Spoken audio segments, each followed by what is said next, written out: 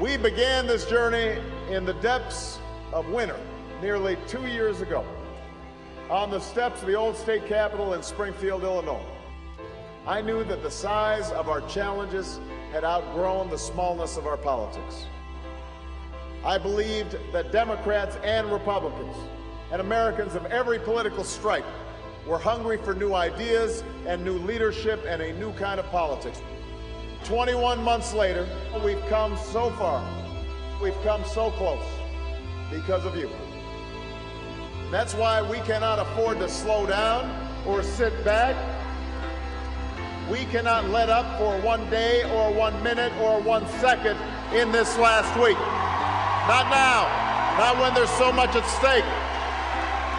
I ask of you what's been asked of Americans throughout our history. I ask you to believe, not just in my ability to bring about change, but in yours. I know this change is possible because I've seen it. I've seen it over the last 21 months. I've had the privilege to witness what is best in America. I've seen it in the lines of voters that stretched around schools and churches, in the young people who cast their ballots for the very first time, and those not so young folks who got involved again after a very long time. I've seen it in the faces of the men and women I've met at countless rallies and town halls across the country.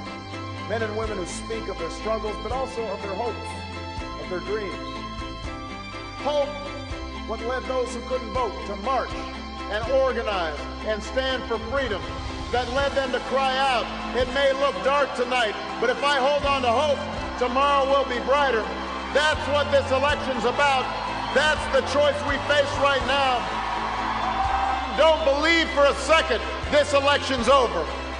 Don't think for a minute that power concedes. We have a lot of work to do. We have to work like our future depends on it in this last week, because it does depend on it this week. We can choose hope over fear and unity over division, the promise of change over the power of the status quo. We can come together as one nation and one people and once more choose our better history. That's what at stake. That's what we're fighting for. And if in this last week you'll knock on some doors for me and make some calls for me and talk to your neighbors and convince your friends, if you'll stand with me and fight with me and give me your vote, then I promise you we will win this general election, and together we'll change this country and we will change the world. God bless you. God bless the United States of America. Let's get to work.